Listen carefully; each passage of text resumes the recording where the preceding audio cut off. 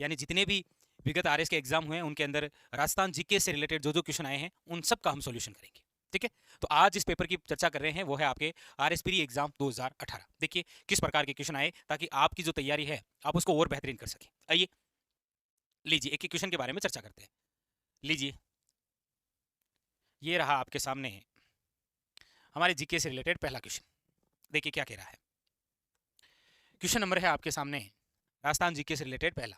क्या है, निम्नलिखित में से किस स्थल से शासक मिनेंडर के 16 सिक्के प्राप्त हुए थे। यानी ऐसा कौन सा स्थल है जहां से यूनानी राजा है मिनांडर उनकी 16 मुद्राएं प्राप्त हुई है। देखिएगा मुद्राओं की जब बात करते हैं तो एक स्थान है हमारे जयपुर के अंदर बेराट। बेराट जो स्थल है वो है आपके जयपुर के अंदर बाणगंगा नदी के किनारे। और ये जो बेराट स्थल है यहां से हमें टोटल 36 मुद्राएं मिली है। ऐसा भी क्वेश्चन बन सकता है कि 36 मुद्राएं कहां से मिली है, याद रखिएगा बेराट से। इन 36 में से याद रखिएगा 28 जो मुद्राएं हैं, 28 जो सिक्के हैं वो है आपके इंडो ग्रीक सिक्के। और 8 जो हैं वो है आपके आहत यानी कि पंचमारक सिक्के। तो क्वेश्चन यहां से फिर दो प्रकार के बन गए। एक तो ये बन गया 36 सिक्के कहां से, बेराट से। 8 आहत या पंचमार्क सिक्के कहां से मिले, बेराट से। एक क्वेश्चन डायरेक्ट पूछता है इंडो ग्रीक सिक्के कहां से मिले, बेराट से। कितने, 28। इन 28 में से याद रखिएगा जो 16 सिक्के थे वो थे आपके यूनानी राजा मिनांडर के। किसके थे, यूनानी राजा है मिनांडर के इसके। और ये जो 16 सिक्के मिले हैं यूनानी राजा मिनांडर के, ये सूती वस्त्र के अंदर लिपटे हुए मिले। इससे एक चीज और क्लियर हो गई कि राजस्थान में सूती वस्त्र के अवशेष कहां से मिलते हैं, बेराट से। तो इसका जो राइट आंसर है वो option number A is correct answer, बेराट। यानी कि एक चीज क्लियर हुई कि सिक्कों से रिलेटेड क्वेश्चन एग्जाम के अंदर आ रहा है। ठीक है, चलिए अगले क्वेश्चन की। क्वेश्चन नंबर है आपके सामने अगला। क्या कह रहा है, देखिए पूछा जा रहा है निम्नलिखित में से कौन सा शासक गुज्जर प्रतिहार राजवंश से संबंधित नहीं है। गुज्जर प्रतिहार राजवंश से संबंधित नहीं है। देखिए गुज्जर प्रतिहार की बात करते हैं तो हम हमारे राजस्थान में दो जगह पढ़ते हैं, एक मंडोर के गुज्जर प्रतिहार और एक आप पढ़ते हैं भीनमाल के गुज्जर प्रतिहार। नागभट्ट सेकंड हो, चाहे आपके महेंद्रपाल हो, देवपाल हो, या ये आपके भद्रभट्ट फर्स्ट हो, इनमें से ऐसे कौन से शासक हैं जिनका संबंध गुज्जर प्रतिहार से नहीं है। तो इसका जो राइट आंसर है वो है आपके ऑप्शन नंबर 4। बाकी सब के सब क्या है, गुज्जर प्रतिहार से रिलेटेड है। ठीक है, और गुज्जर प्रतिहार आप मंडोर और भीनमाल हमारे राजस्थान में दो जगह आप पढ़ते हैं। ठीक है, चलिए आगे क्वेश्चन नंबर है आपके सामने नेक्स्ट। क्या कह रहा है, देखिए क्वेश्चन नंबर है आपके सामने अगला। क्या कह रहा है, देखिए क्वेश्चन है कि राजस्थान के पूर्व मध्यकालीन राज्यों में नैमितिक पदनाम का प्रयोग किया जाता था, किसके लिए। नैमितिक यानी कि एक चीज इस क्वेश्चन को पढ़ने से ये क्लियर हो गया कि कहीं ना कहीं प्रशासनिक या जो राज व्यवस्था थी उससे रिलेटेड क्वेश्चन आ रहा है। कौन सी, राजस्थान के प्राचीन में मध्यम में कैसी रही उनसे रिलेटेड। जैसे देखिए राजस्थान के पूर्व मध्यकालीन राज्यों में नैमितिक पदनाम का प्रयोग किसके लिए करते थे, तो याद रखिएगा ये करते थे राज्य के ज्योतिषी के लिए, जो पंडित जी ज्योतिष हुआ करते थे ना उनके लिए। तो यहां पर ऑप्शन नंबर हो जाएगा 3। अगला क्वेश्चन देखिए, अगला क्वेश्चन है आपके सामने कि क्रांतिकारी जिसे महंत प्यारेलाल हत्याकांड में सजा मिली वे कौन है। यानी वक्तित्व पे क्वेश्चन आ रहा है एक कि ऐसे क्रांतिकारी कौन है जिसे महंत यानी कि एक संत थे, एक साधु थे प्यारेलाल, हत्याकांड के तहत सजा मिली थी उनको। तो इसके तहत सजा जिनको मिली थी वो है आपके केसरी सिंह बारठ। याद रखिएगा बारठ परिवार, बहुत अच्छा क्वेश्चन है। बारठ परिवार का संबंध कहां से है, तो याद रखिएगा शाहपुरा से। ठीक है, शाहपुरा भीलवाड़ा से। और राजस्थान का वह परिवार जिसने अपना संपूर्ण जीवन स्वतंत्रता आंदोलन के लिए त्याग कर दिया था वो है आपके बारठ परिवार। नाम सुनते हैं आप, केसरी सिंह बारठ, जोरावर सिंह बारठ, प्रताप सिंह बारठ। केसरी सिंह बारठ के पुत्र का नाम है प्रताप सिंह बारठ, जबकि इनके भाई का नाम है जोरावर सिंह बारठ। तो केसरी सिंह बारठ को याद रखिएगा महंत प्यारेलाल हत्याकांड के तहत सजा हुई थी और इनको कौन सी जेल में रखा गया था, तो याद रखिएगा बिहार की है हजारीबाग जेल में, हजारीबाग जेल में। और केसरी सिंह बारठ नाम आते ही इनकी एक रचना याद आ गई होगी, चेतावनीरा चुंगटिया। कौन सी, चेतावनीरा चुंगटिया। आप सब जानते हैं कि मेवाड़ के महाराणा जिनका नाम है फतेह सिंह, फतेह सिंह 1903 के अंदर दिल्ली के अंदर लॉर्ड कर्जन के दरबार में भाग लेने जा रहे थे, तब उनको रोकने के लिए केसरी सिंह बारठ द्वारा 13 सोटे लिखकर भेजे गए, जिन्हें इतिहास में कहा गया है चेतावनीरा चुंगटिया, और ये डिंगल भाषा में थे। ठीक है, अगला देखिए क्वेश्चन नंबर है आपके सामने अगला। देखिए निम्नलिखित में से किसने राजपुताना की देशी रियासतों के साथ 17 to 18 की अधीनस्थ संधि की बातचीत की थी। यानी कि राजपूत रियासतों के साथ 1817 यानी कि आप सब जानते हैं 17 से लेकर 23 तक क्या हुई थी, अधीनस्थ संधियां हुई थी ना, अधीनस्थ संधियां। और ये किनके समय की बात है, उस समय भारत के गवर्नर जनरल थे लॉर्ड हेस्टिंग्स, उनके समय की। तो लॉर्ड हेस्टिंग्स की ये जो अधीनस्थ संधियां हैं, ये राजपूताने की देसी रियासतों के साथ करने कौन आया था, तो याद रखिएगा चार्ल्स मेटकॉप। और ये चार्ल्स मेटकॉप कौन है, तो ये दिल्ली का रेजिडेंट है, याद रखिएगा, दिल्ली से आया था ये। और इसकी सहायता किसने की थी, कर्नल जेम्स टोड ने, याद रखिएगा। ठीक है, अगला क्वेश्चन देखिए, क्वेश्चन नंबर है आपके सामने नेक्स्ट, पूछा जा रहा है आपको। अब ये देखिए, ये क्वेश्चन है आपके एकीकरण से रिलेटेड।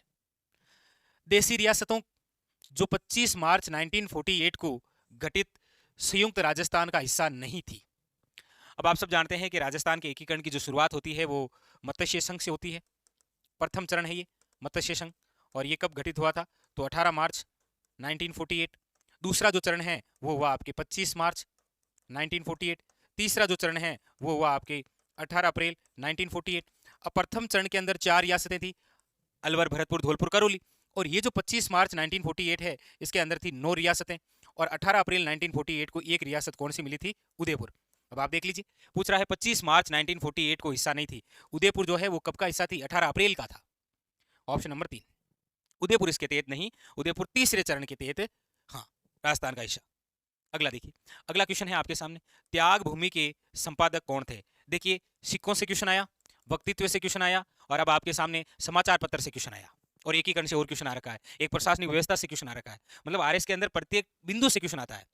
त्याग भूमि के संस्थापक कौन, त्याग भूमि एक समाचार पत्र है जिसके संपादक कौन है, तो याद रखिएगा हरिभाऊ उपाध्याय। ये जो हरिभाऊ उपाध्याय आप सब जानते हैं कि अजमेर मेरवाड़ा जो कि केंद्र शासित प्रदेश था ना, अजमेर मेरवाड़ा, इसके एकमात्र सीएम बनने वाले व्यक्ति हैं ये हरिभाऊ उपाध्याय। एकमात्र क्या बने थे, अजमेर मेरवाड़ा के सीएम, याद रखिएगा। और बिजोलिया किसान आंदोलन का जो तीसरा चरण था वो इनके द्वारा ही चलाया गया था, तीसरा चरण। हरिभाऊ उपाध्याय, जिनकी पत्नी का नाम है रम्मा देवी, याद रखिएगा, रम्मा देवी, ये भी इंपॉर्टेंट है। चलिए आगे, अब देखिए आपके सामने एक तरफ तो मंदिर हैं और एक तरफ जिले हैं, और कह रहा है मिलान करना है। कामेश्वर महादेव, शीतलेश्वर महादेव, पीपला माता और नीलकंठ। अब देखिए, वैसे इसकी यदि आप चर्चा करेंगे तो कामेश्वर महादेव जो है वो है आपके कहां पर, पाली, यानी एक में डी है। अब जिसमें नहीं है उसको तो काट दीजिए, एक में डी है। अब आप जानते हैं कि शीतलेश्वर जो है ये राजस्थान का प्रथम समय अंकित मंदिर है, ये याद रखिएगा। फर्स्ट समय अंकित मंदिर कौन सा है, याद रखिएगा शीतलेश्वर। ये कहां पर है, आपके झालावाड़ में। तो दूसरे के अंदर सी है, दूसरे के अंदर सी, एक में बचा है, option number 2 is correct answer. क्योंकि पीपला माता जो है वो आपके जोधपुर में, और नीलकंठ महादेव आप जानते ही हैं सरिस्का अलवर में। तो कहने का मतलब एक तरफ कुछ धार्मिक स्थल मंदिर दिए और सामने जिलों के नाम, और वैसे ये पर्यटक स्थल भी हैं। ठीक, अगला देखिए, क्वेश्चन नंबर 10, चित्तौड़गढ़ किले के निम्नलिखित मंदिरों में से कौन सा एक जैन मंदिर है। चित्तौड़ जो किला है उसके अंदर बहुत सारे मंदिर हैं, लेकिन ऐसा कौन सा मंदिर है जो कि एक जैन मंदिर है। देखिए, कुंभ श्याम मंदिर ये जैन मंदिर नहीं है। ये जो 27 देवरी है ना, ये 27 जैन मंदिरों का क्या है, समूह है। 27 जैन मंदिरों का, 27 जैन मंदिरों का क्या है, याद रखिएगा, समूह है। और कई बार तो ये सिंगल पूछ लेता है कि 27 देवरी नामक जैन मंदिरों का समूह है किस किले में है, Chittorgarh. Option number 2 is correct answer. Tulja Bhavani मंदिर याद रखिएगा, ये बनवीर द्वारा निर्मित है। समिदेश्वर मंदिर जो है ये मोक्कल द्वारा है। ठीक है, कुंभ श्याम मंदिर है ये कुंभा द्वारा निर्मित है। चलिए आगे, क्वेश्चन नंबर है 11, पूछा जा रहा है निम्नलिखित में से कौन सा चित्रकार अलवर की चित्रकला से संबंधित नहीं है, अलवर से नहीं है। देखिए, जमुना दास, बख्शाराम, नंदराम या नानक राम। आप कहेंगे सर बाकी का पता नहीं, ये जो नानक राम है ये किशनगढ़ से लिखे हैं। ये कौन सी के हैं, किशनगढ़ से लिखे। और पूछ भी यही रहा है, अलवर से नहीं है तो नानक राम नहीं है, याद रखिएगा। ठीक है, तो चित्रकला से भी क्वेश्चन आया। अब देखिए, साहित्यिक रचना से क्वेश्चन है, एक तरफ कुछ रचना है एक तरफ लेखक के नाम पूछ रहा है, सुमेलित नहीं है, सुमेलित नहीं है। पग फेरो है मणि मधुकर की, कोडम दे है मेघराज मुकुल, मेघराज मुकुल वही है, चुड़ावत मांगी सेनानी शीश काट दी दियो सतरानी। पागी है चंद्र प्रकाश दवेल की, बोल भारमली जो है ये यादवेंद्र शर्मा की नहीं है, ये जोशी साहब की है, याद रखिएगा। ठीक है, चंद्र प्रकाश जोशी। तो ऑप्शन नंबर ए है ये आपके सुमेलित नहीं है। क्वेश्चन नंबर नेक्स्ट देखिए, अगला है घुंवरी देवी जो कि आपके बीकानेर की है। घुंवरी देवी जिस गायन शैली से संबंधित थी। अब देखिए, बीकानेर है, बीकानेर जैसलमेर, यानी कि पश्चिम राजस्थान की एक ही गायकी तो है, वो कौन सी है, मांड गायकी। ऑप्शन नंबर 2 मांड गायकी। ठीक है, अगला क्वेश्चन देखिए, नारी संत दयाबाई शिष्या थी किसकी, नारी संत दयाबाई किसकी शिष्या थी। अब देखिए दो इनाम सुनते हैं आप, एक तो दयाबाई और एक है आपके सहजोबाई। ये दोनों दोनों जो हैं वो किसकी शिष्या है, तो आप जानते हैं संत चरणदास जी की। Option number A is correct answer. Sahjobai की रचना है सेज प्रकाश, जबकि इसका है दयाबोध। ठीक है, ये भी और इंपॉर्टेंट है, याद रखिएगा, पूछ लेता है वो कभी कभी। अगला क्वेश्चन देखिए, ग्रासिया जनजाति से संबंधित नृत्य शैली है। ग्रासिया देखिए घुंगरी है वो भिल्लों की है। बम जो है ये आपके मेवात क्षेत्र का है। ठीक है हाँ। और तेहरे ताली जो है ये आप सब जानते हैं रामदेव जी की आराधना में होता है। यहाँ पर प्रोपरी पूछ रहा है कि ग्रासिया जनजाति, याद रखिएगा लूर, लूर जो नृत्य है वो आपके ग्रासिया जनजाति से क्या है संबंधित। अगला क्वेश्चन देखिए, अब ये देखिए थ्योरेटिकल क्वेश्चन पूछा है विजयदान देथा के बारे में, बिल्कुल थ्योरेटिकल क्वेश्चन। क्या कह रहा है, विजयदान देथा के बारे में अधोलिखित कथनों पर विचार कीजिए। विजयदान देथा जिसे आप कहते हैं बिज्जी, बिज्जी के नाम से जानते हैं ना, जिनकी बहुत प्रसिद्ध रचना है जी बातारी फुलवारी। कमेंट करके बताइएगा बातारी फुलवारी में कितने खंड है, हो सकता है आपके एग्जाम के लिए इंपॉर्टेंट क्वेश्चन बने। तो बातारी फुलवारी में कितने खंड है, फटाफट कमेंट करके बताइएगा। तो विजयदान देथा के बारे में देखिए, विजयदान देथा राजस्थान के प्रसिद्ध लेखक हैं जिनकी कहानी है चरणदास चोर नामक नाटक के रूप में रूपांतरित की गई, बिल्कुल सही है। दूसरा, विजयदान देथा रूपायन संस्थान के सह संस्थापक है, बिल्कुल है। रूपायन संस्थान जिसकी स्थापना 1960 के अंदर कोमल कोठारी जी द्वारा की गई थी, और ये कहां पर है, तो बोरुंदा जोधपुर। कहां पर है, याद रखिएगा बोरुंदा जोधपुर में। ठीक है, यानी ये भी सही है। तो ए वे बे दोनों सत्य हैं। Option number 4 is correct answer, दोनों ही सही है भाई। ठीक है, याद रखिएगा। आगे देखिए, और हमारे जीके से संबंधित क्वेश्चन कौन कौन से हैं उनके बारे में देखते हैं, देखिएगा। ये देखिए क्वेश्चन नंबर आपके सामने ये रहा 25 नंबर। देखिए क्या कह रहा है, दिख रहा है आराम से। ठीक है, देखिए पूछ रहा है आपसे सूची ए और सूची 2 को सुमेलित कीजिए तथा नीचे दिए गए कोड से उत्तर का चयन कीजिए। एक तरफ जिले हैं और एक तरफ पर्वत है। देखिए पूछ रहा है बरवाड़ा, दो चीजें हैं देखिए, एक तो है चौथ का बरवाड़ा। चौथ का जो बरवाड़ा है वो है आपके सवाई माधोपुर में। चौथ का बरवाड़ा है सवाई माधोपुर में, याद रखिएगा। बरवाड़ा है ये है जयपुर की एक चोटी, और यही तो पूछ रहा है, तो बरवाड़ा है जयपुर में। झाड़ोल एक पर्वत है जालोर का। रघुनाथगढ़ आप सब जानते हैं शिखर, और भानगढ़ जिसे भूतों का गढ़ बोलते हैं वो है अलवर। तो ऐसा ये दूसरा क्वेश्चन, एक मंदिर थे, एक तरफ जिले, एक तरफ जिले एक तरफ पर्वत। ठीक है हाँ। अगला क्वेश्चन देखिए, पूछा जा रहा है निम्नलिखित में से कौन सी पहाड़ियां राजस्थान में विंध्यन पर्वत श्रेणी का विस्तार है। ऐसी कौन सी पहाड़ियां हैं जो विंध्यन पर्वत श्रेणी, देखिए जब आप ये राजस्थान का मैप देखते हैं, यहां पर आप पढ़ते हैं विंध्यन, क्योंकि विंध्याचल पर्वत मालवा का भाग है यहाँ पर, और ये दक्षिण है ये पूर्व है, और दक्षिण पूर्व के मध्य कोटा बूंदी बारा झालावाड़ कोटा संभाग है, और यहाँ पर जो पहाड़ियां हैं कौन सी है, मुकुंदरा की पहाड़ियां। Option number A is correct answer. ठीक है, तो ऐसा भी पूछा जा सकता है कि विंध्यन पर्वत श्रेणियों का विस्तार, तो याद रखिएगा राज्य के दक्षिण व पूर्वी भाग में है, राज्य के हाड़ौती क्षेत्र में है, ऐसे भी आ सकता है ऑप्शन के अंदर। ठीक है, अगला क्वेश्चन देखिए, राजस्थान जी की बड़ा इजिश आता है जी, ऐसे चिंता करने की आवश्यकता नहीं है। ठीक है, सूची ए का सूची 2 से मिलान करना है। एक तरफ मुख्य सिंचाई परियोजना है और एक तरफ सिंचाई सुविधा से लाभान्वित जिले हैं। पहला है सिद्धमुख परियोजना, राजीव गांधी सिद्धमुख नहर नहर परियोजना, आपको पता हो तो ये संबंधित है हनुमानगढ़ और चूरू, नहर भादरा और राजगढ़ तहसील। नर्मदा परियोजना आप सब जानते हैं कि ये नर्मदा जो परियोजना है ये है जालोर और बाड़मेर, फुमारा पद्धति वाली। ठीक है, फिर है आपके झमई परियोजना, और झमई परियोजना है पाली जालोर जोधपुर, जबकि जाखम परियोजना है आपके उदयपुर और प्रतापगढ़। आइडिया वैसे लग रहा है थोड़ा थोड़ा, जाखम जाखम बांध है प्रतापगढ़, इसमें प्रतापगढ़ यहाँ है, झमई बांध पाली, पाली केवल यहाँ है, मिलान हो रहा है। ठीक है, अगला देखिए, अगला क्वेश्चन 28 नंबर थ्योरेटिकल क्वेश्चन। भौतिक प्रदेश से जब भी क्वेश्चन आता है थ्योरेटिकल ही आता है आरएस में। देखिए राजस्थान में मई जून महीनों में उत्पन्न होने वाली धूल भरी आंधियों के लिए उत्तरदायी है क्या। कुछ स्थानों पर संवहन धाराओं की उत्पत्ति होती है, इसी वजह से मई जून माह के अंदर धूल भरी आंधियां चलती है। क्वेश्चन ऐसे बन सकता है कि राजस्थान में मई जून माह में धूल भरी आंधियां चलती है, वजह है, ये केवल ऑप्शन में मिल सकता है। बी क्या है, अरावली पहाड़ियां दक्षिण पश्चिमी हवाओं के समांतर है। अरावली पहाड़ियां दक्षिण पश्चिमी हवाओं के समांतर नहीं है, यानी यहां पर केवल एक राइट है, ऑप्शन नंबर 4। ठीक है, यही वजह है कि जिसकी वजह से आंधियां चलती है, और सर्वाधिक आंधियों वाला जिला कौन सा है, गंगानगर। न्यूनतम आंधियां कहां पर चलती है, झालावाड़ में। ठीक है, ये लीजिए क्वेश्चन नंबर 20, निम्न में से कौन से कथन सत्य हैं। संगमरमर विकास एवं संरक्षण नियमावली 2002, बिल्कुल सही है। संगमरमर आप सब जानते हैं प्रसिद्ध तो वही है, सफेद संगमरमर, मकराना नागौर वाला, जिसका उपयोग ताजमहल के निर्माण में भी है। राजस्थान खनिज जो नीति है 2015 में भी आई है। जिला खनिज फाउंडेशन ट्रस्ट नियमावली 2016, ये भी सही है। राजस्थान ए प्रधान खनिज रियायत नियमावली संशोधित 2016 तक, ये भी है। यानी कि ये सभी सही है भी। ऑप्शन नंबर जो 4 है वो सही है, करेक्ट आंसर है। ठीक है, अगला देखिए। अगला है क्वेश्चन नंबर 30, खनिज से संबंधित। निम्नलिखित में से कौन से खनिजों का राजस्थान का लगभग अकेला उत्पादक राज्य, लगभग अकेला? शीशा और जस्ता अयस्क में है, आप कहेंगे बिल्कुल है। ताम्र अयस्क में अकेला नहीं है। वोलेस्टोनाइट में तो बिल्कुल, और सेलेनाइट, यानी कि ए से और दे सही है, ए से और दे। Option number 4 is correct answer.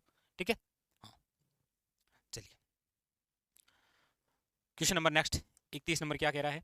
वर्ष 2017 और 18 दिसंबर 2017 तक राजस्थान के कौन से क्षेत्र में सर्वाधिक कच्चे तेल का उत्पादन प्राप्त हुआ? तो ये तो हमें नवीनतम आंकड़ों के तहत पढ़ना है। बाकी इसका जो आंसर है वो आप जानते हैं, बाड़मेर सांचौर बेसिनी तो है, इसी से तो सर्वाधिक होता है। ठीक है, अब ये है क्वेश्चन नंबर 32। जनगणना से जब भी क्वेश्चन आता है, कभी ऐसे सिंपल नहीं आता है कि सर्वाधिक लिंगानुपात वाला जिला कौन सा है, या ऐसे ऐसे आता है। जनगणना 2011 के अनुसार क्रम से भारत एवं राजस्थान की नगरीय जनसंख्या का प्रतिशत क्या है? भारत का बताना है पहले, वो है 31.15। उसके बाद में राजस्थान का बताना है, वो है आपके 24.87%, यानी कि ऑप्शन नंबर 4। ठीक है, ऑप्शन नंबर 4। क्वेश्चन नंबर 33 क्या कह रहा है, देखिए। निम्नलिखित में से राजस्थान में कौन से महत्वपूर्ण खनिज आधारित उद्योग है? महत्वपूर्ण खनिज आधारित, देखिए, जस्ता है खनिज आधारित, सीमेंट है, संगमरमर है। इलेक्ट्रॉनिक जो उद्योग है ये खनिज आधारित नहीं है, तो ए बे और दे, ए बे और दे, ऑप्शन नंबर 3 याद रखिएगा।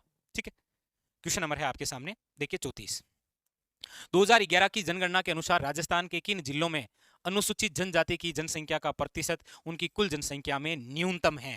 ये जनसंख्या से रिलेटेड दूसरा क्वेश्चन, और जब भी न्यूनतम है तो बीकानेर और नागौर आएगी प्रतिशत के मामले में। ठीक है, अगला देखिए क्वेश्चन नंबर 35। पंचभद्रा बाड़मेर में प्रस्तावित ऑयल रिफाइनरी, अभी विगत एग्जाम में डायरेक्ट यही क्वेश्चन आया था कि ऑयल रिफाइनरी कहां पर है? बाड़मेर में। इसीलिए कहते हैं विगत एग्जाम के अंदर जो क्वेश्चन पढ़ते हैं उन्हीं से रिलेटेड क्वेश्चन पूछता है। अब देखिए ये 2 एग्जाम के अंदर आया कि राजस्थान में ऑयल रिफाइनरी कहां पर है? पंचभद्रा बाड़मेर। यहां पूछ रहा है कि पंचभद्रा बाड़मेर में जो ऑयल रिफाइनरी है वो किसका उपक्रम है? तो आप जानते हैं एक तो है हिंदुस्तान पेट्रोलियम HPCL, और इसके साथ में कौन है? राजस्थान सरकार, ऑप्शन नंबर 4। ठीक है, अब देखिए क्वेश्चन नंबर है आपके सामने 36। कौन सा सम्मिलित नहीं है? एक तरफ जिला है और एक तरफ शुभंकर दे रखे हैं। भीलवाड़ा का मोर है, नो डाउट, क्योंकि अजमेर का खड़मोर है। चुरू का क्या है? कृष्णमृग, काले हिरण। सवाई माधेपुर का शेर नहीं है, सवाई माधेपुर का टाइगर बाघ है। Option number 3 is incorrect. बाकी जैसलमेर का गोडावण है, कोई दिक्कत नहीं है। ठीक है, जैसलमेर का गोडावण। ठीक है, अगला देखिए।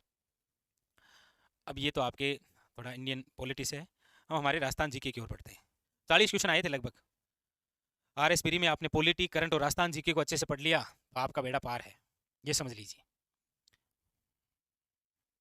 और फिर करंट तो हम देखेंगे नहीं। ठीक, अब देखिए ये क्वेश्चन नंबर है आपके सामने 73। क्या कह रहा है? निम्न में से किस ताप विद्युत परियोजना की प्रतिस्थापित विद्युत क्षमता सर्वाधिक है? और यही क्वेश्चन 18 के RS में है, और यही क्वेश्चन अभी CET के अंदर भी आया सेम, कि सर्वाधिक ताप विद्युत क्षमता किसकी है? तो वो है सूरतगढ़ की। याद रखिएगा 2820 मेगावाट।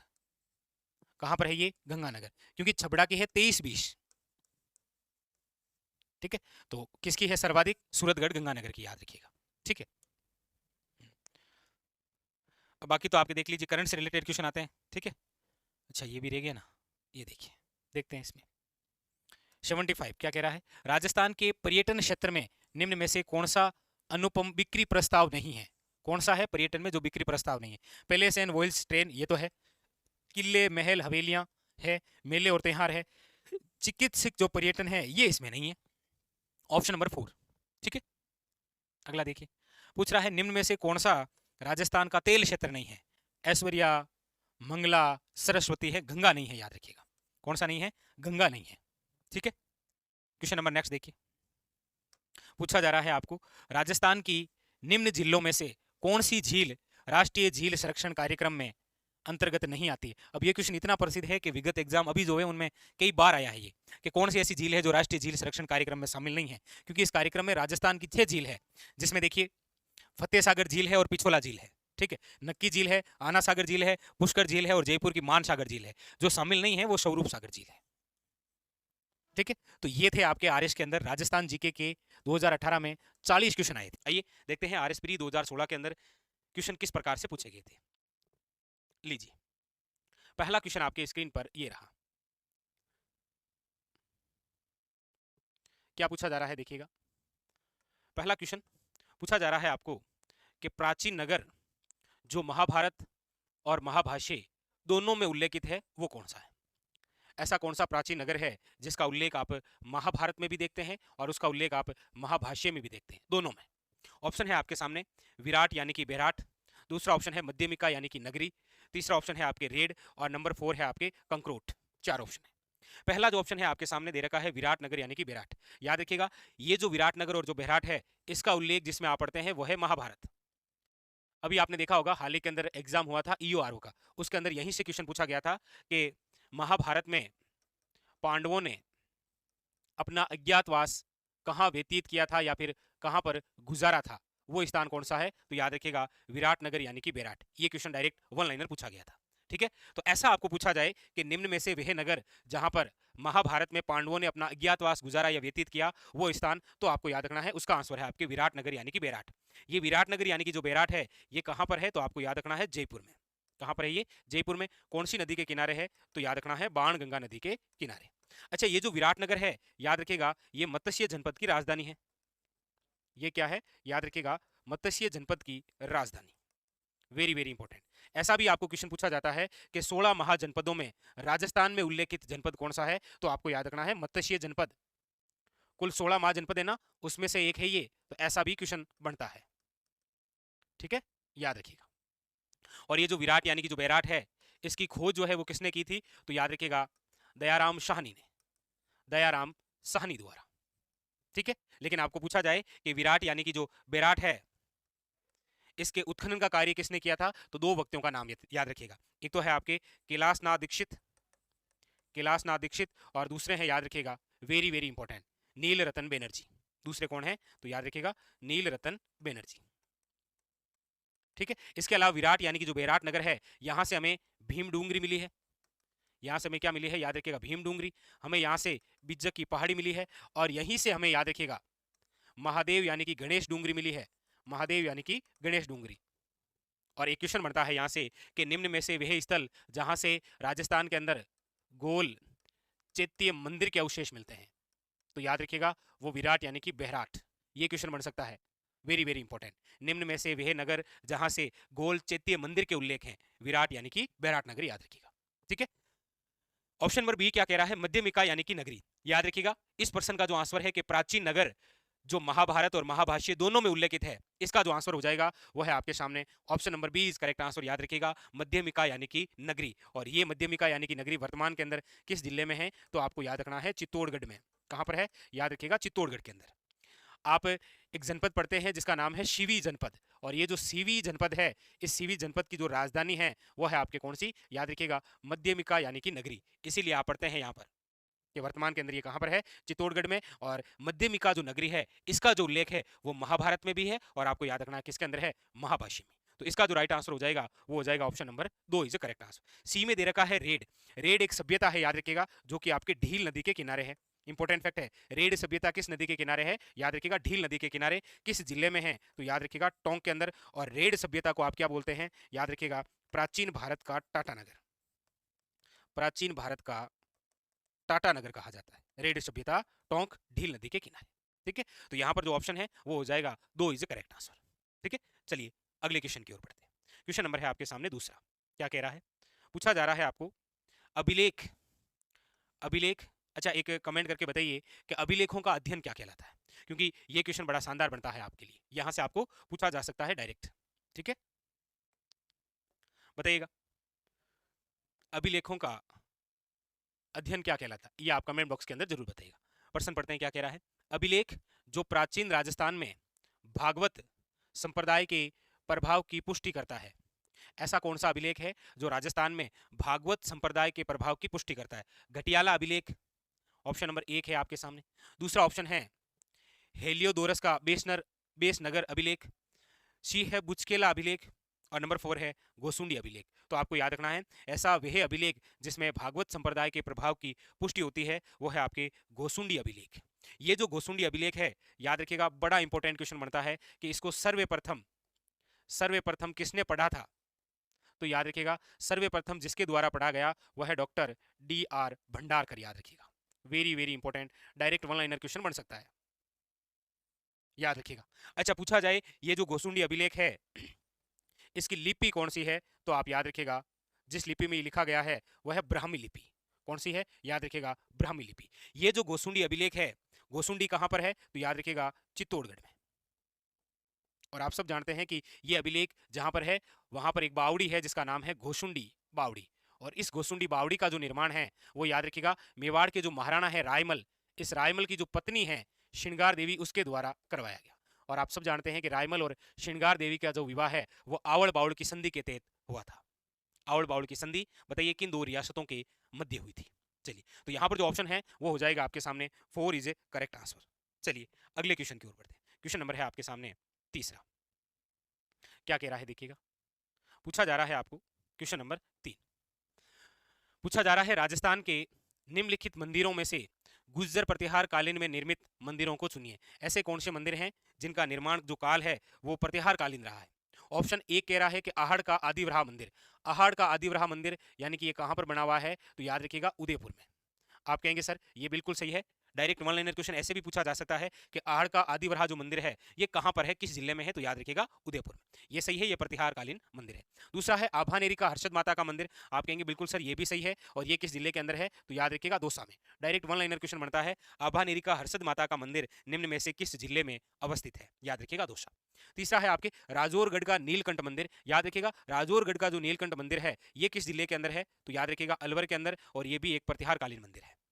ठीक है, अगला है आपके ओशिया का हरिहर मंदिर। याद रखिएगा ओशिया का जो हरिहर मंदिर है ये आपके किस जिले में है, तो जोधपुर के अंदर, और ये भी एक क्या है, याद रखिएगा प्रतिहार कालीन मंदिर। यानी कि ये चारों ही जो ऑप्शन के अंदर दे रखे हैं वो चारों चारों आपके क्या है, याद रखिएगा प्रतिहार कालीन मंदिर। इसके अंदर ओशिया के बारे में हम चर्चा करते हैं तो आप याद रखिएगा कि ये जो ओशिया है इसे राजस्थान का भुवनेश्वर कहा जाता है। राजस्थान का क्या कहा जाता है, याद रखिएगा भुवनेश्वर। ठीक है, क्योंकि ओशिया का सूर्य मंदिर भी तो प्रसिद्ध है इसीलिए। और ये जो ओशिया है याद रखिएगा इसका प्राचीन नाम क्या है, तो इसका जो प्राचीन नाम है आप याद रखिएगा उपकेश पटन, या उपकेश पटन एक ही बात है। ठीक है, ये याद रखिएगा। आभानेरी दोसा आप सब जानते हैं कि यहाँ की एक बावड़ी बहुत प्रसिद्ध है जिसका नाम है आपके चांद बावड़ी। कौन सी बावड़ी, चांद बावड़ी। और वैसे भी आप जानते हैं कि हमारे राजस्थान में जो चांद बावड़ी है वो दोसा के अंदर भी है, और एक चांद बावड़ी आपके जोधपुर के अंदर भी है, ये भी आप याद रखिएगा। आहड़, आहड़ एक स्थल है, और वैसे भी आप जानते हैं कि आहड़ जो है इसे महाशक्तियों का टिल्ला भी कहा जाता है। क्यों, ऐसा क्यों, क्योंकि मेवाड़ के अंदर मेवाड़ वालों का जो है वो यहाँ पर क्या रहा है, तो आप कहेंगे सर मेवाड़ शासकों की जो छत्रियां हैं वो हाड़ उदयपुर में बनी हुई है, और यहाँ पर सर्वाधिक सती हुई है, इसलिए इसे क्या बोलते हैं, महासतियों का टिल्ला। ठीक है, तो यहाँ पर जो ऑप्शन है वो हो जाएगा आपके सामने 4 इज करेक्ट आंसर। ठीक है, चलिए अगले क्वेश्चन की ओर देखते हैं। क्वेश्चन नंबर है आपके सामने 4। क्या कह रहा है, पूछा जा रहा है निम्नलिखित में से कौन सा विद्वान कुंभा के दरबार में नहीं था। ऐसा कौन सा विद्वान है जो कुंभा के दरबार में नहीं था। टिल्ला भट्ट, मुन्नी सुंदर सूरी, मुन्नी जिन विजय सूरी, या नाथा। देखिए कुंभा आप सब जानते हैं कि इतिहास में वे शासक हुए हैं जिन्हें सर्वाधिक उपाधियों से नवाजा गया है। लगभग इनको 108 उपाधि है, और इसका जो उल्लेख है वो कीर्ति स्तंभ प्रशस्ति में मिलता है, जिसके लेखक आपके अत्रि और कवि महर्ष हैं। ठीक है, यहां पर पूछा जा रहा है कि इनके दरबार में कौन नहीं था। टिल्ला भट्ट थे, मुन्नी सुंदर सूरी थे, नाथा तो आपको पता ही है थे। जो नहीं थे वो है option number C is correct answer, Muni जिन विजय सूरी। याद रखिएगा। लेकिन कुंभा से रिलेटेड एक तो क्वेश्चन इस प्रकार से बनता है, एक क्वेश्चन इनकी उपाधियों से बनता है। याद रखिएगा अक्सर जो उपाधि है वो डिटेल में देखकर पूछता है। जैसे एक क्वेश्चन मैं आपसे पूछ लेता हूँ कि मेवाड़ के महाराणा कुंभा को संगीतज्ञ का ज्ञान होने के कारण इतिहास में इन्हें क्या कहा गया है, तो आप याद रखेंगे कि संगीतज्ञ होने के कारण इतिहास में इन्हें क्या कहा गया है, अभिनव भट्टाचार्य। ऐसा पढ़ते हैं ना। तो एक क्वेश्चन आपके लिए है कि मेवाड़ के महाराणा कुंभा को पहाड़ी किलों का विजेता होने के कारण किस उपाधि से नवाजा गया है, या फिर क्या कहा जाता है इसे, ये आप बता दें। ठीक है, अच्छा कुंभा से अगला और कौन सा क्वेश्चन आ सकता है, तो वो क्वेश्चन बनता है इनकी रचनाओं से इंपॉर्टेंट। जैसे कुंभा की कौन कौन सी रचनाएं हैं, तो है आपके सामने संगीत राज, संगीत मीमांसा, शूड प्रबंध, चंडी शतक, चंडी शतक।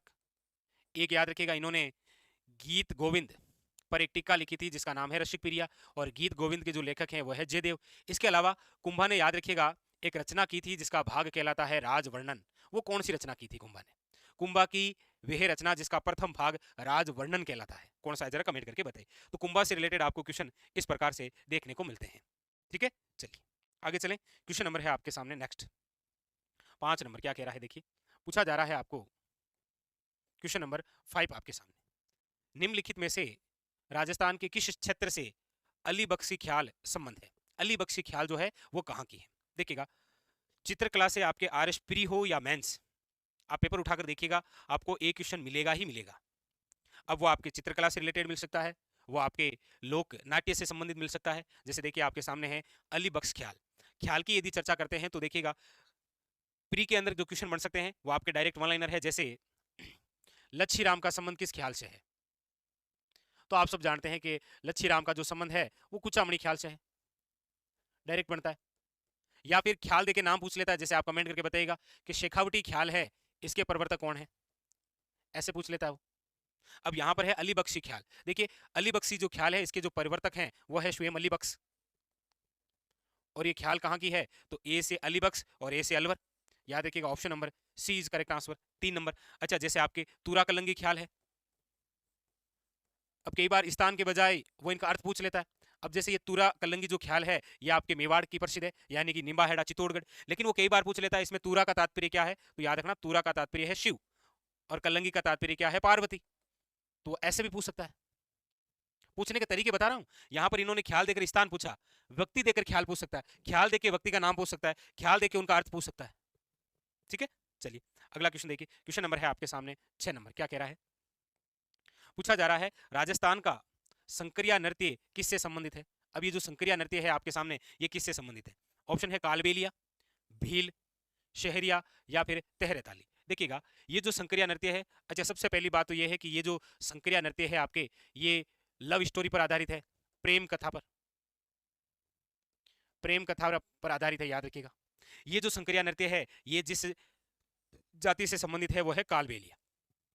कालबेलिया जाति के याद रखिएगा टोटल 4 नृत्य हैं। कौन कौन से? इडोणी,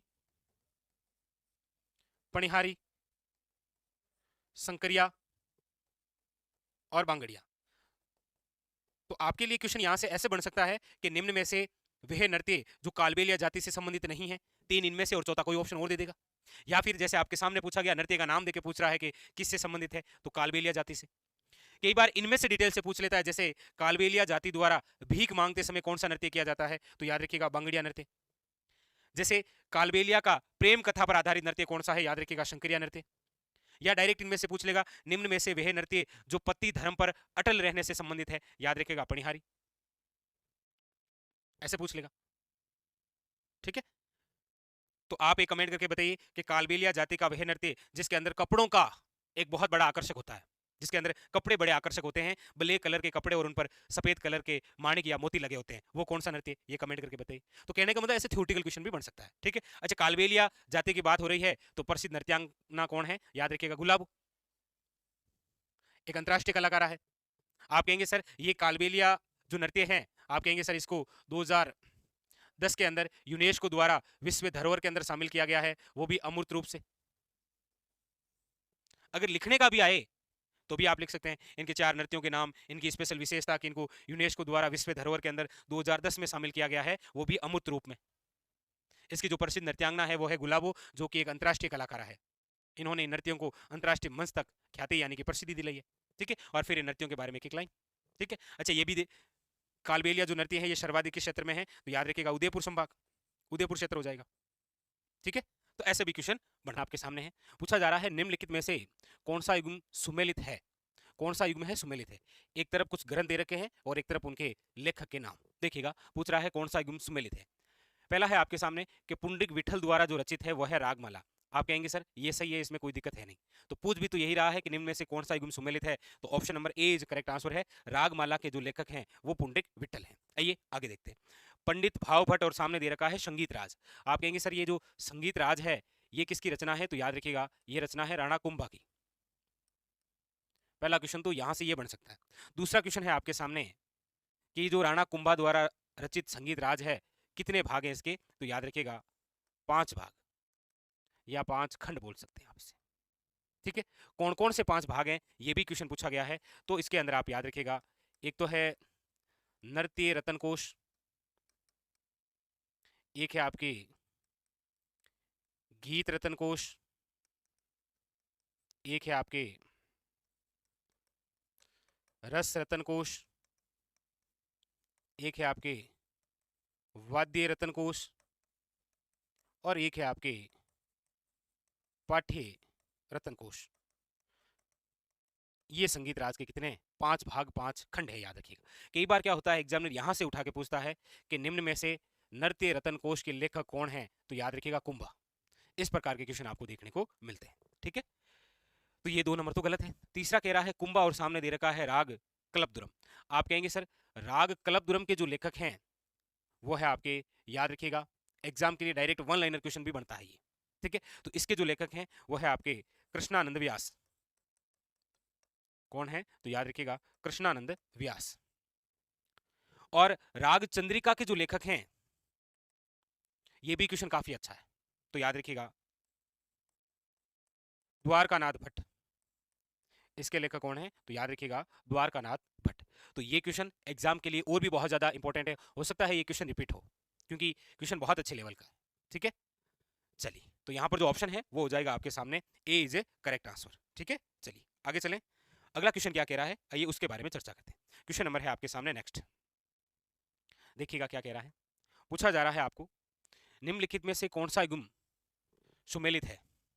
पूछा जा रहा है आपको कि निम्नलिखित में से कौन सा युग्म है जो गलत सुमेलित है। बताइए निम्नलिखित में से कौन सा युग्म, यहां पर आपको ध्यान देना है कि गलत सुमेलित है। आइए इसके बारे में देखते हैं।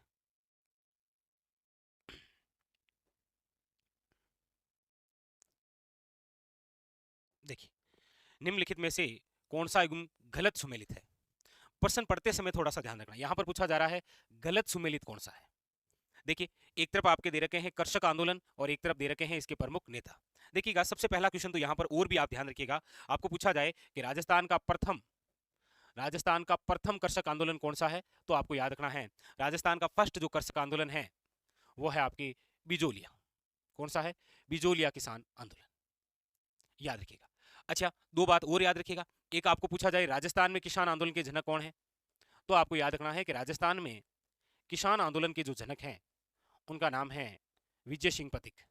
राजस्थान में किसान आंदोलन के जो जनक हैं वो तो कौन है, याद रखिएगा विजय सिंह पथिक। लेकिन बिजोलिया किसान आंदोलन के जनक कौन है, तो याद रखिएगा साधु सीताराम दास। ये 2 अलग अलग क्वेश्चन है।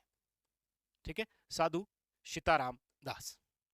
ठीक है, आइए चर्चा करते हैं। देखिएगा दे रखा है बेंगू किसान आंदोलन के जो प्रमुख नेता हैं वो है आपके सामने राम नारायण चौधरी। आप कहेंगे सर ये सही है, कोई दिक्कत है नहीं। बेंगू जो किसान आंदोलन है इसके जो प्रमुख नेता है वो कौन है, राम नारायण चौधरी, याद रखिएगा। और ये जो बेंगू किसान आंदोलन है ये बिजोलिया से ही प्रेरित था और बेंगू के जो किसान थे वो गए थे विजय सिंह पथिक के पास में, लेकिन विजय सिंह पथिक ने इनको किसके पास में भेजा था, रामनारायण चौधरी के पास में। रामनारायण चौधरी आए और बेंगू किसान आंदोलन को संभाला और बेंगू के जो जागीरदार हुआ करते थे अनूप सिंह, उनके साथ में समझौता भी किया।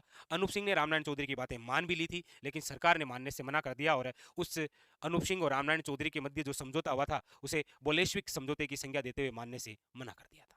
ठीक है, और इस बेंगू से वापस यदि इस प्रकार से 1 लाइनर कोई क्वेश्चन आए तो याद रखना आपको पूछा जा सकता है कि रूपाजी वे कृपाजी नामक धाकड़ किसान किस किसान आंदोलन के तहत शहीद हुए थे, तो फिर आपको याद रखना है वो है बेंगू किसान आंदोलन। Very very important.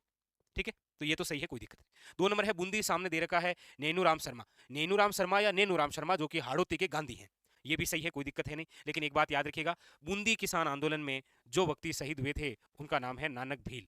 Nanak Bhil झंडा गीत गाते समय शहीद हो गए थे, याद रखिएगा। डाबी हत्याकांड हुआ था। ठीक है, तो बेंगू के अंदर तो रूपाजी और कृपाजी शहीद हुए थे और बूंदी में याद रखिएगा नानक भील शहीद हुए थे। ठीक है, ये भी सही है, कोई दिक्कत नहीं। बूंदी नैनूराम शर्मा। तीसरा है बिजोलिया विजय सिंह पथिक। आप कहेंगे सर ये भी सही है। देखिएगा बिजोलिया जो किसान आंदोलन है, बिजोलिया जो किसान आंदोलन है, आप सब जानते हैं कि ये भारत का ही नहीं बल्कि विश्व का सबसे लंबा किसान आंदोलन है, इसीलिए इसे भारत का मैराथन किसान आंदोलन भी कहा जाता है। शुरुआत है 1897 से लेकर 1941। इतिहास के अंदर यहाँ से चरण से पूछे जाने वाला दूसरा क्वेश्चन है। एक तो पूछता है कि राजस्थान का एकीकरण कितने चरणों में हुआ, तो 7 चरणों में, और एक पूछता है बिजोलिया किसान आंदोलन कितने चरणों में हुआ, तो याद रखिएगा 3 चरणों में। पहला जो चरण था 1897 से लेकर 1915, इसको चलाया था साधु सीताराम दास ने, याद रखिएगा। प्रमुख कौन थे? साधु सीताराम दास। उसके बाद में दूसरा जो चरण है वो 1916 से लेकर 1922, और चलाने वाले कौन है, तो याद रखिएगा फतिक जी, विजय सिंह फतिक। और तीसरा जो चरण है 1923 से लेकर 1941, इसके जो प्रमुख थे ना वो हरिभाऊ उपाध्याय थे, बाकी इसके साथ में भी थे माणिक्यलाल वर्मा, रामनारायण चौधरी, जमनालाल बजाज जैसे लोग, लेकिन प्रमुख रूप से कौन थे? हरिभाऊ उपाध्याय। तो यहाँ पर दे रखा है कि बिजोलिया, विजय सिंह फतिक। आप कहेंगे सर कोई दिक्कत नहीं है, ये भी सही है, तो फिर ऑप्शन नंबर है बीकानेर, और सामने दे रखा है नरोत्तम लाल जोशी। आप कहेंगे सर ये गलत है, क्योंकि बीकानेर किसान आंदोलन की हम चर्चा करते हैं तो प्रमुख रूप से जो हमारे सामने नाम आएगा वो एक तो हनुमान सिंह आर्य, याद रखिएगा, या फिर मग्गाराम वैद्य। क्योंकि जब हम बीकानेर रियासत के आंदोलन पढ़ते हैं तो हम यहाँ पर 4 प्रकार की घटनाएं पढ़ते हैं। एक तो है आपके उद्रासर की, एक है आपके महाजन की, एक है आपके दूधवा खारा किसान आंदोलन, और एक आप पढ़ते हैं कांगड़ कांड। और आप जानते हैं कि बीकानेर रियासत की अंतिम घटना है वो है कांगड़ कांड, प्रसिद्ध घटना है दूधवा खारा किसान आंदोलन। ठीक है, तो यहाँ पर जो व्यक्ति हैं वो आपके सामने ये है। अच्छा, महिला का नाम भी आए तो याद रखिएगा खेतूबाई, और ये जो खेतूबाई है ये कौन है, तो याद रखिएगा मग्गाराम वैद्य की बहन है, और ये क्वेश्चन भी पूछ रखा है। तो यहाँ पर जो गलत है वो है आपके सामने option number 4 is correct answer, ये गलत है, याद रखिएगा। ठीक है, चलते हैं आगे। अगला क्वेश्चन क्या कह रहा है देखिएगा। अगला क्वेश्चन है आपके सामने क्वेश्चन नंबर 9। क्या कह रहा है? पूछा जा रहा है कि राजस्थान के इतिहास में पट्टा रेख से क्या अभिप्राय है।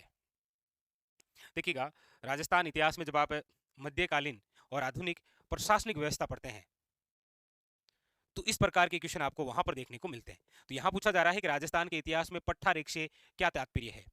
तो अंकेलित राजस्व, सैन्य कर है ये, आयात निर्यात कर है, या बेगार पड़ता है। तो देखिए पट्टा रेख, याद रखिएगा ये कागजात है, ये एक प्रकार का अपेक्षित राजस्व कर है, याद रखिएगा, अपेक्षित राजस्व कर, याद रखिएगा। पट्टा रेख कागजात क्या है ये, आपके वेरी वेरी इंपॉर्टेंट, याद रखिएगा, 1 लाइनर क्वेश्चन बन सकता है, थ्योरेटिकल क्वेश्चन भी बन सकता है यहाँ से। ठीक है, तो ये आपके क्या है, आकलित राजस्व है, ये एक प्रकार का अपेक्षित राजस्व कर है। ठीक है, option number A is A correct answer. चलिए अगला क्वेश्चन देखिए, क्वेश्चन नंबर है आपके सामने 10। पूछा जा रहा है शेखावटी ब्रिगेड का मुख्यालय कहाँ स्थित है। देखिएगा, आप जब सैनिक टुकड़ी पढ़ते हैं तो एक तो आप पढ़ते हैं जोधपुर लीजियन, जोधपुर लीजियन, एक आप पढ़ते हैं मेवाड़ भील कोर, पढ़ते हैं, और एक है आपके सामने मेरवाड़ा बटालियन। 4 प्रमुख रूप से पढ़ते हैं आप ये। तो शेखावटी ब्रिगेड का जो मुख्यालय है वो तो है आपके कहां पर, तो याद रखिएगा झुंझुनू। जोधपुर लीजियन का जो मुख्यालय है वो है, याद रखिएगा, एरिनपुरा। मेवाड़ भील कोर का जो मुख्यालय है वो है, याद रखिएगा, खेरवाड़ा। खेरवाड़ा उदयपुर में है, एरिनपुरा पाली में है, और मेरवाड़ा बटालियन का मुख्यालय आपको कमेंट करके बताना है कि मेरवाड़ा बटालियन का मुख्यालय कहां पर है। तो इसका जो मुख्यालय है वो तो है आपके सामने, याद रखिएगा, option number 2 is correct answer, Jhunjhunu. ठीक है, तो ये जरूर बताइएगा मेरवाड़ा बटालियन का मुख्यालय कहां पर है, वेरी वेरी इंपॉर्टेंट क्वेश्चन बनता है यहां से। ठीक है, मेवाड़ भील कोर जो है इसकी स्थापना है वो 1841 के अंदर हुई थी, याद रखिएगा, वेरी वेरी इंपॉर्टेंट। कब हुई थी? 1841, ये क्वेश्चन इंपॉर्टेंट है। ठीक है, चलिए अगला क्वेश्चन देखते हैं, अगला क्या कह रहा है। अगला क्वेश्चन है आपके सामने, पूछा जा रहा है स्वतंत्रता पूर्वे यानी आजादी से पहले राजस्थान का निम्नलिखित में से कौन सा समाचार पत्र आर्य समाजी विचारधारा का समर्थक नहीं है। आजादी से पहले का ऐसा कौन सा समाचार पत्र है जो आपके आर्य समाजी विचारधारा का संवर्धक नहीं है, बताइए वो कौन सा है। देश हितैषणी, आप कहेंगे सर ये तो आर्य समाजी विचारधारा का है। जनहितकारिक, ये भी है। परोपकारिणी सभा, ये भी है। परोपकारक, ये भी है। लेकिन याद रखिएगा राजपुताना जो गेजेट है इसका कोई संबंध नहीं है आर्य समाज विचारधारा से, लेकिन राजपुताना गेजेट से अच्छे क्वेश्चन बनते हैं। एक तो ये है, ये समाचार पत्र कब का है, तो याद रखिएगा 1882 का, वेरी वेरी इंपॉर्टेंट। कहाँ से है ये राजपूताना गैजेट? तो याद रखिएगा अजमेर से। अच्छा, इसके संपादक कौन है? तो याद रखिएगा, वेरी वेरी इंपॉर्टेंट आपके, मौलवी मुराद अली। तो ऐसा क्वेश्चन ये वन लाइनर और बन सकता है, राजपूताना गैजेट कब? तो याद रखिएगा 1882। कहां से? तो अजमेर से। ठीक है, और इसके संपादक कौन? तो याद रखिएगा मौलवी मुराद अली। ये अच्छा और क्वेश्चन बन सकता है। ठीक है, चलिए अगला क्वेश्चन देखिएगा। अगला क्वेश्चन है आपके सामने, क्वेश्चन नंबर 12। पूछा जा रहा है राजस्थान के कौन से क्षेत्र में, डायरेक्ट आपके सामने वन लाइनर क्वेश्चन है, पूछा जा रहा है, देखिए पूछा जा रहा है कि राजस्थान के कौन से क्षेत्र में चैत्र शुक्ल पंचमी को गुलाबी गणगौर मनाई जाती है? राजस्थान का ऐसा कौन सा क्षेत्र है जहां पर ये चैत्र शुक्ल पंचमी को गुलाबी गणगौर मनाई जाती है? नाथद्वारा, उदयपुर, बूंदी या जोधपुर? देखिएगा, गणगौर की हम बात करते हैं तो गणगौर कहाँ की प्रसिद्ध है? तो नो डाउट है, आप सब जानते हैं, जयपुर की। इसके अंदर याद रखिएगा गण का मतलब क्या है? तो आप कहेंगे सर शिव, और घोर का मतलब क्या है? तो याद रखिएगा पार्वती। पार्वती ने भगवान शिव को प्राप्त करने के लिए व्रत किया था, जिसे आज हम गणगौर के रूप में मनाते हैं। ठीक है, तो ये जो गणगौर है ये कहाँ की प्रसिद्ध है? तो याद रखिएगा जयपुर। लेकिन आपको पूछा जाए बिना ईश्वर की गणगौर, बिना ईश्वर की जो गणगौर है, ईश्वर का मतलब यहां पर है शिव, बिना ईश्वर की जो गणगौर है ये कहां की प्रसिद्ध है? तो याद रखिएगा जैसलमेर। ये कहां की प्रसिद्ध है? जैसलमेर। दो बातें हो गई है, कौन कौन सी? एक तो ये हो गई कि गणगौर कहां की प्रसिद्ध है? जयपुर की। एक बिना ईश्वर की गणगौर कहां की प्रसिद्ध है? याद रखिएगा जैसलमेर की। अच्छा, एक आपको पूछा जाए धींगा गणगौर कहां की प्रसिद्ध है? तो याद रखिएगा धींगा गणगौर जो प्रसिद्ध है वो है आपके उदयपुर की। और इसके बारे में तो विशेष याद रखिएगा, निम्न में से वह गणगौर जिसका उल्लेख कर्नल जेम्स टोड ने अपने ग्रंथ में किया है, तो वो धींगा गणगौर है उदयपुर वाली। अच्छा, आपके दिमाग में आ रहा होगा ये, लेकिन वो है धींगा बेतमार गणगौर, और ये तो कुंवारों की गणगौर है। और धींगा बेतमार जो गणगौर है ये कहाँ की प्रसिद्ध है? तो याद रखिएगा जोधपुर की। ये लीजिए, गणगौर प्रसिद्ध है जयपुर की, बिना ईसर की गणगौर प्रसिद्ध है जैसलमेर की, धींगा गणगौर प्रसिद्ध है उदयपुर की, धींगा बेतमार गणगौर प्रसिद्ध है जोधपुर की। एक और कहावत है आपने सुनी होगी कभी कि हाड़ो ले डूबियो गणगौर, हाड़ो ले डूबियो गणगौर। ये कहावत किस रियासत से संबंधित है? तो भी आपको याद रखना है, बूंदी से। और एक यहां पर क्वेश्चन है कि गुलाबी गणगौर मनाई जाती है, याद रखिएगा नाथद्वारा राजसमंद। तो गणगौर से रिलेटेड आपके सामने 5 फैक्ट है। गणगौर कहाँ की प्रसिद्ध? के जयपुर की। बिना ईसर की गणगौर कहाँ की प्रसिद्ध है? कि जैसलमेर की। धींगा गणगौर कहाँ की प्रसिद्ध है? कि उदयपुर की। धींगा बेतमार गणगौर कहाँ की प्रसिद्ध है? कि जोधपुर की। हाड़ू ले डूबियो गणगौर कौन सी रियासत से संबंधित है? बूंदी से। और गुलाबी गणगौर कहाँ की प्रसिद्ध है? याद रखिएगा नाथद्वारा राजसमंद। बताइए, सारे फैक्ट क्लियर हो गए? आगे चलते हैं, क्वेश्चन नंबर है आपके सामने 13। लीजिए, क्वेश्चन नंबर 13 क्या कह रहा है? इसके अंदर आपसे पूछा जा रहा है कि सुमेलित कीजिए। आपसे क्या पूछा जा रहा है? आपसे पूछा जा रहा है कि सुमेलित करना है इसको। देखिएगा, सुमेलित कीजिए। एक तरफ संस्था है और एक तरफ स्थापना वर्ष है। अच्छा, दिखाई नहीं दे रहा है क्या?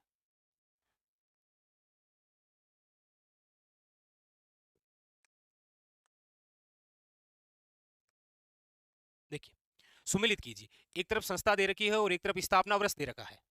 ठीक है, जैसे राजस्थान सेवा संघ है, देश हितैषणी सभा है, अखिल भारतीय देशी राज्य लोक परिषद है और चैंबर ऑफ प्रिंसेज है। मिलान करना है इसका, ये हमसे पूछा जा रहा है। कोई दिक्कत नहीं है। देखिएगा, राजस्थान सेवा संघ की हम बात करते हैं तो याद रखिएगा ये जो राजस्थान सेवा संघ है इसकी जो स्थापना है वो 1919 के अंदर कहां पर हुई थी? तो आप कहेंगे सर वर्धा महाराष्ट्र।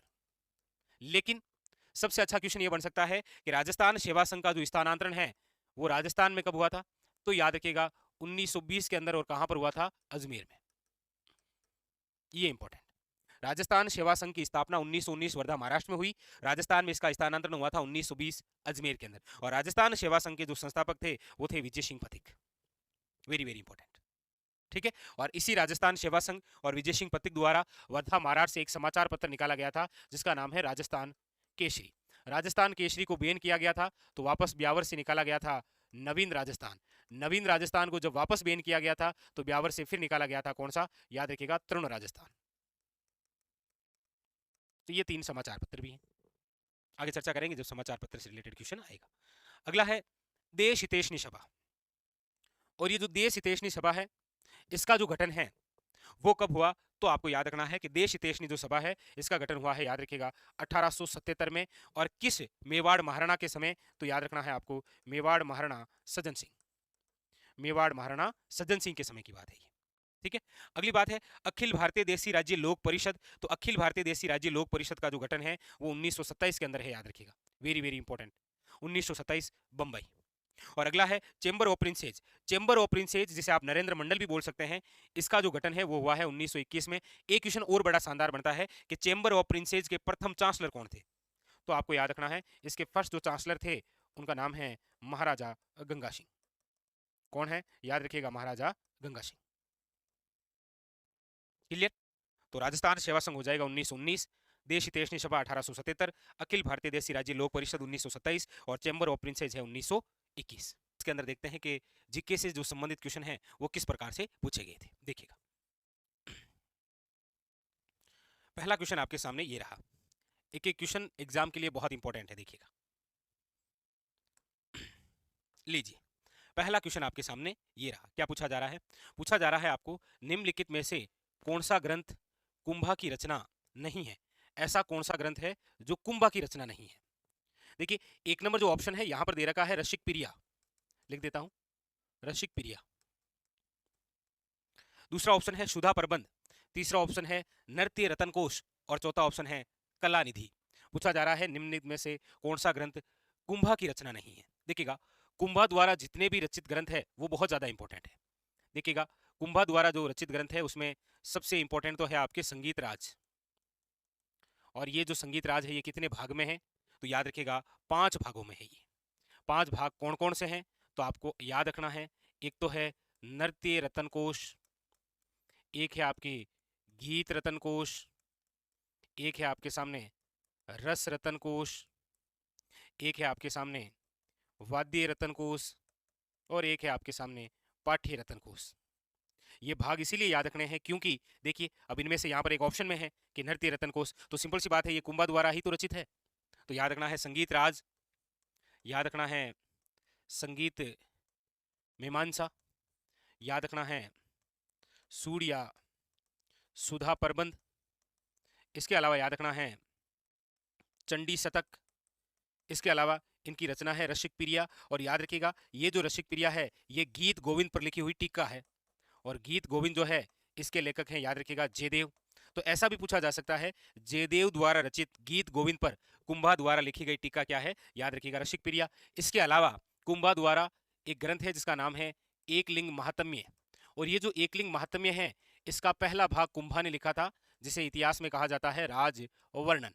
आप कमेंट करके बताना कि कुंभा द्वारा जिस ग्रंथ की शुरुआत की गई थी एकलिंग महात्म्य की, इसको पूर्ण किसने किया था, इसको पूर्ण किसने किया था।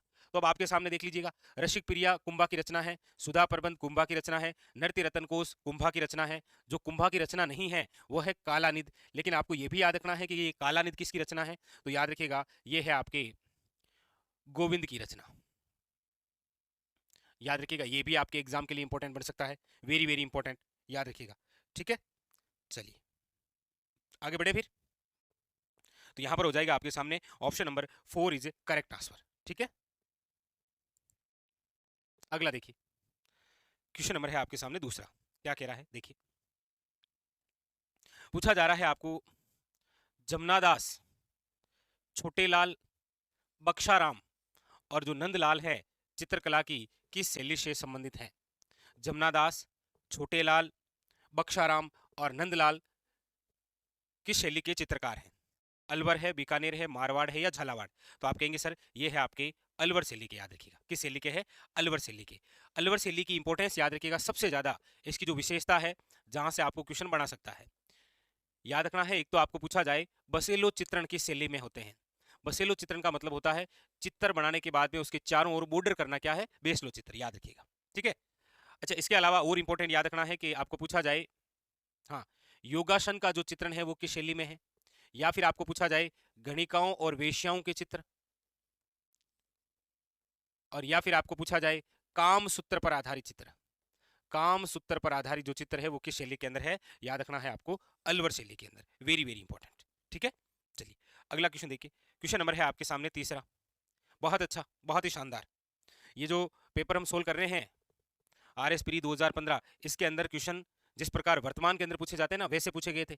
देखिए, निम्नलिखित में से, याद रखिएगा क्या पूछ रहा है। देखिए, पूछा जा रहा है आपको,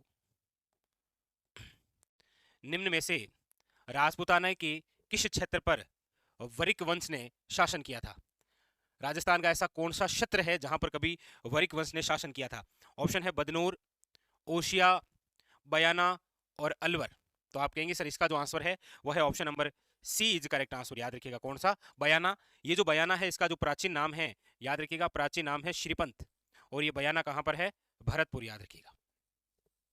और यह जो बयाना है, याद रखिएगा, नील की खेती के लिए प्रसिद्ध है। नील की खेती के लिए प्रसिद्ध हुआ करता था। और इसके अलावा गुप्तकालीन सिक्कों का यहां पर ढेर मिला है।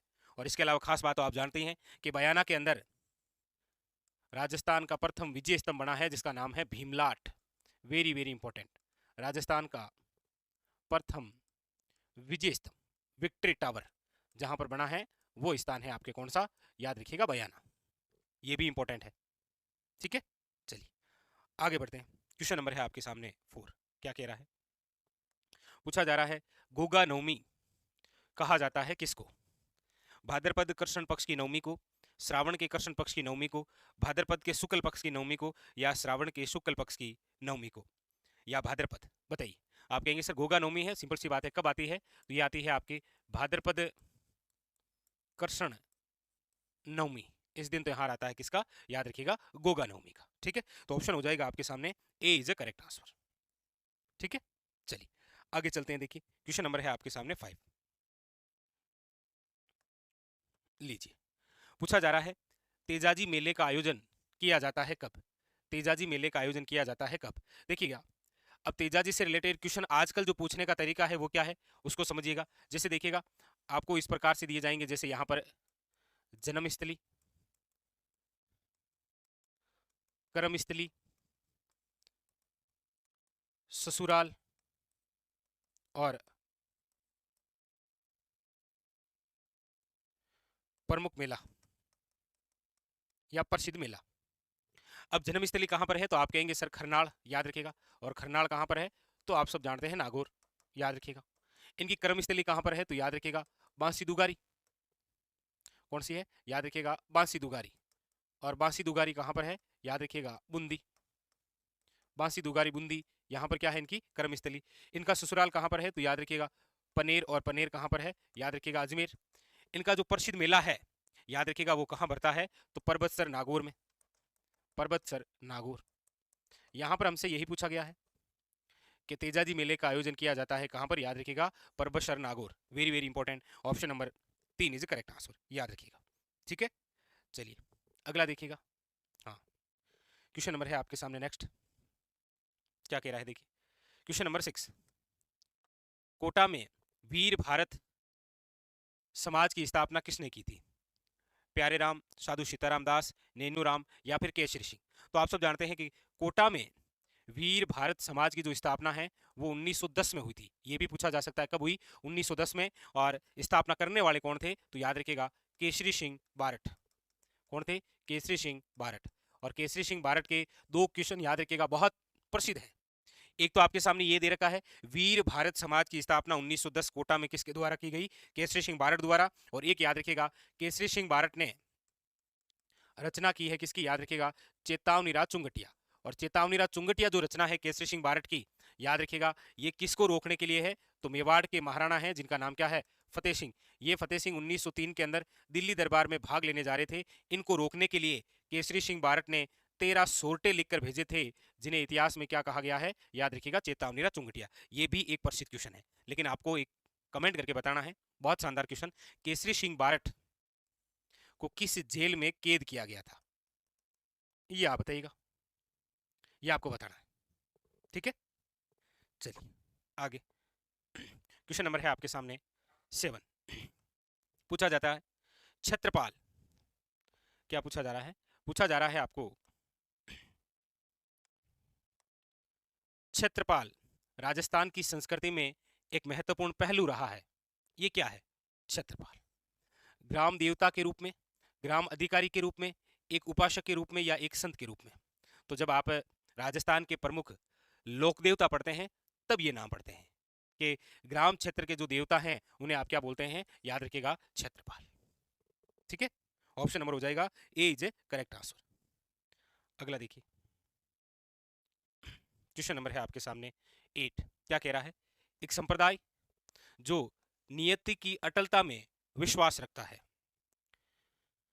डायरेक्ट थ्योरेटिकल क्वेश्चन पूछा गया है, ना तो यहाँ पर कोई संप्रदाय के संस्थापक पूछे गए हैं, ना कोई प्रमुख पीठ पूछी गई है। यहाँ पर आपको डायरेक्ट पूछा गया है कि ऐसा कौन सा संप्रदाय है जो नियति की अटलता में विश्वास करता है। जैसी नियति होगी वैसी ही बरकत होगी। ऑप्शन है आपके आजीविक, चारवाक, बौद्ध या फिर जैन। आप कहेंगे sir option number A is correct answer है। याद रखिएगा आजीविक संप्रदाय। आप कमेंट करके बताना कि इसके संस्थापक कौन है। बहुत अच्छा क्वेश्चन है, आपने नाम तो सुना ही होगा, फिर भी आप बताना एक बार। ठीक है, आजीविक संप्रदाय के संस्थापक कौन है। चलिए अगला क्वेश्चन देखिए, क्वेश्चन नंबर है आपके सामने नेक्स्ट, लीजिए।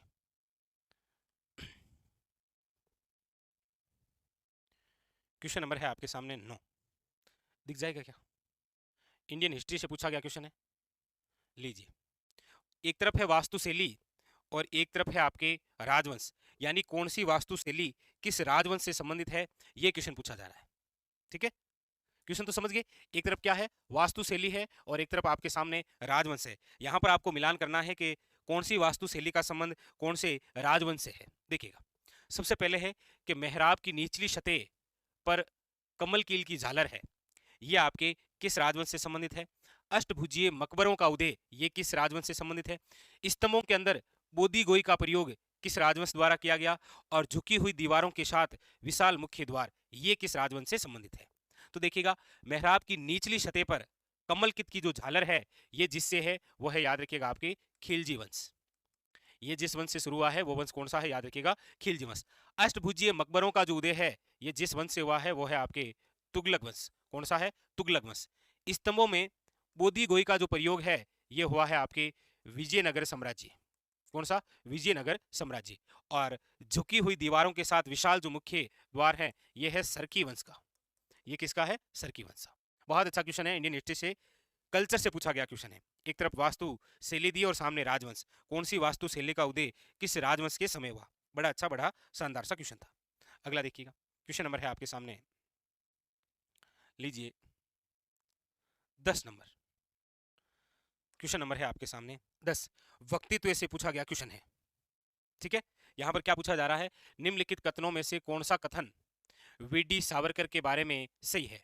वक्तित्व से रिलेटेड क्वेश्चन है और पूछा जा रहा है कि वीडी सावरकर के बारे में जो जो बातें कही गई है उनमें से कौन कौन सी बातें सही है। देखिएगा, सबसे पहली बात, इन्होंने अभिनव भारत नामक क्रांतिकारी संगठन की स्थापना की थी। आप कहेंगे बिल्कुल सर, अभिनव भारत जो संगठन है उनकी स्थापना वीडी सावरकर द्वारा ही की गई है, ये बात सही है।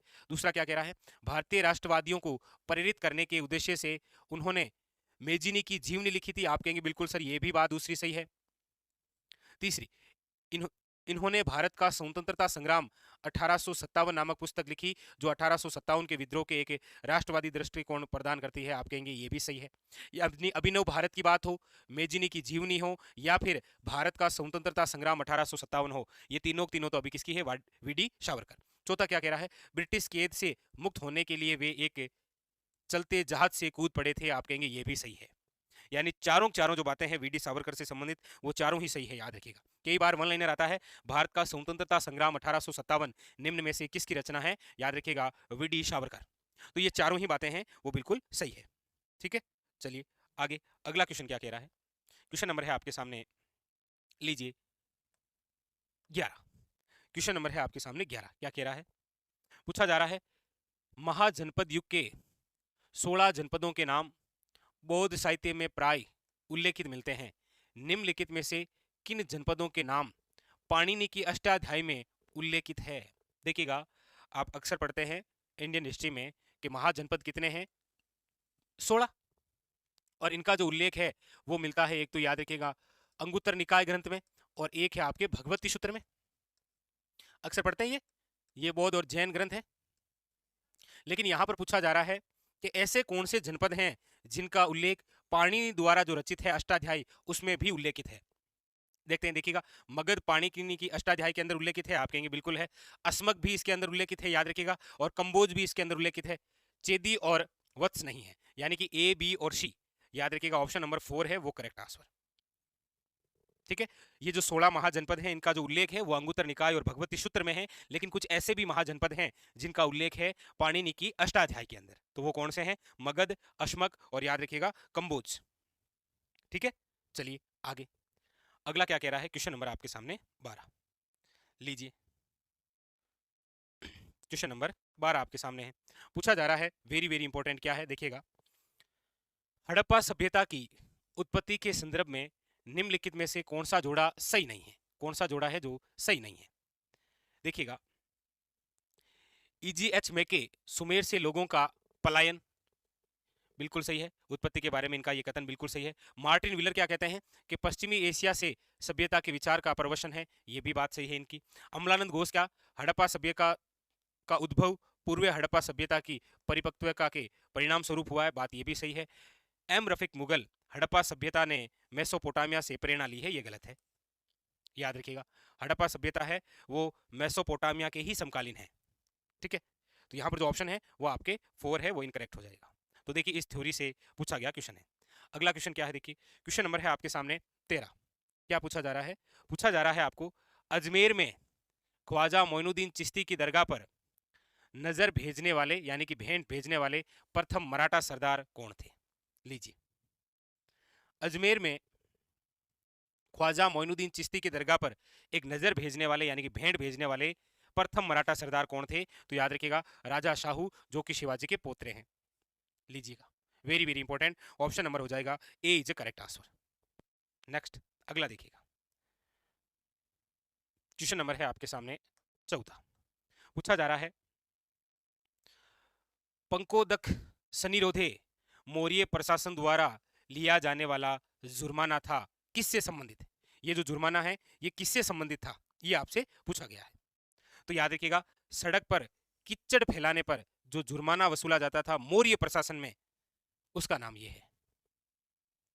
देखिए किस लेवल का क्वेश्चन पूछा गया। चलिए अगला क्वेश्चन देखिए, क्वेश्चन नंबर है आपके सामने 15। क्या कह रहा है देखिएगा, पूछा जा रहा है आपको, स्वामी विवेकानंद द्वारा रामकृष्ण मिशन की स्थापना कब की गई? इसका आंसर जो है वो आपको कमेंट बॉक्स के अंदर बताना है कि स्वामी विवेकानंद द्वारा रामकृष्ण मिशन की स्थापना कब की गई? 1892, 1898, 1897 या फिर 1886?